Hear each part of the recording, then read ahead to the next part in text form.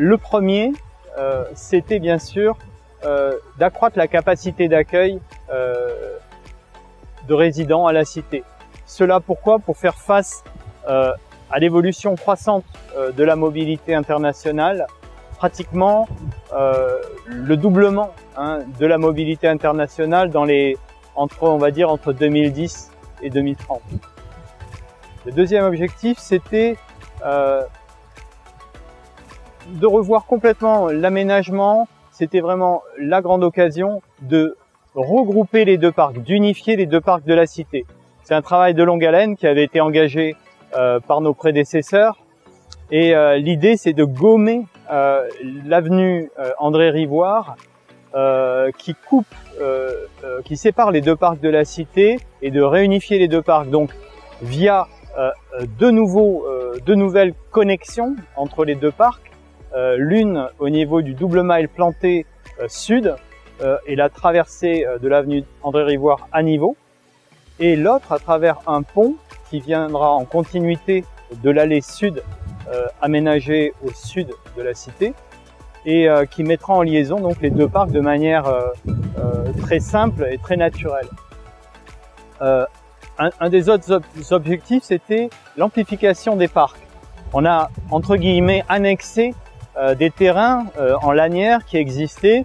On avait des services de la ville de Paris qui occupaient un terrain anciennement et qui ont pu déménager. Et il existait également une sorte de délaissé également en parallèle. Et ces deux terrains ont été intégrés au parc ouest et finalement étendent la surface de parc, bien sûr pour l'usage des résidents, mais également de tous les riverains et de tous les franciliens. Donc l'agrandissement finalement des surfaces de la cité par cette intégration. Un des troisièmes enjeux, c'était un enjeu de biodiversité.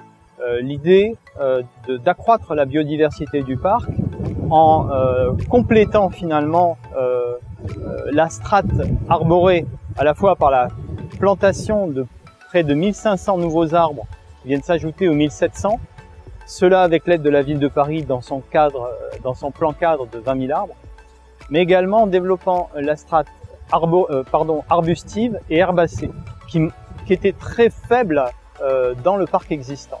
Un des éléments importants également, c'était d'accroître les zones humides. On a créé quatre petits bassins de pluie, 4 jardins de pluie qui récupèrent les eaux pluviales et qui permettent de créer des zones humides qui sont en nombre très limité à la cité et de faire une sorte de pas japonais qui va permettre là aussi à l'échelle du territoire de constituer un réseau de petites zones humides. Le projet prévoyait également d'aménager un corridor végétal qui permette de mettre en continuité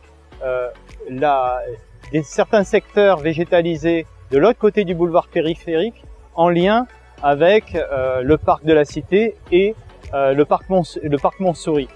Et donc on a créé ce corridor végétal et on a également insisté dans le cadre de la réorganisation du réaménagement de la passerelle du Cambodge sur là aussi la continuité végétale. Et cette passerelle intègre cette continuité également. Voilà quelques éléments. Un des éléments phares également, c'était d'améliorer les services offerts aux résidents à travers principalement une requalification assez forte des équipements sportifs, notamment les 2 grands terrains de sport qui sont passés en surface synthétique et qui ont un usage bien supérieur à ce qui était possible avant, en restaurant également les terrains de tennis et bien sûr à travers les projets de nouvelles maisons, en intégrant dans chaque projet de maison, on l'a vu pour la maison de la Corée par exemple, des services ou des équipements ouverts aux résidents. Je pense au restaurant de la maison de la Corée qui est une très belle réussite notamment. Le projet d'aménagement a aussi une composante territoriale. Il s'inscrit dans le grand territoire. C'est assez fondamental parce que c'est une donnée qui a structuré l'ensemble du projet. À la fois au niveau des continuités urbaines, paysagères, un système de parcs en quelque sorte, entre le parc de la Cité et le parc Montsouris notamment, qui constitue un poumon vert du sud parisien, mais également pour mettre en valeur et permettre de développer les continuités piétonnes et paysagères, en particulier celles qui constituent, qui se déroulent en quelque sorte le long de l'aqueduc de la Vanne et du Loing, mais également la continuité paysagère qui se trouve tout près de nous, ici, au niveau de la passerelle du Cambodge et qui se prolonge sur les promenades qui ont été créées dans Gentilly, le long des rives de la Cisse. Donc l'idée, c'est de créer un maillage à long terme qui permette de relier de manière piétonne ou à travers des circulations cyclables les différents secteurs par-dessus le boulevard périphérique qui constitue une coupe urbaine extrêmement dure et jusque par exemple au niveau de la place de la Vache Noire et même au-delà.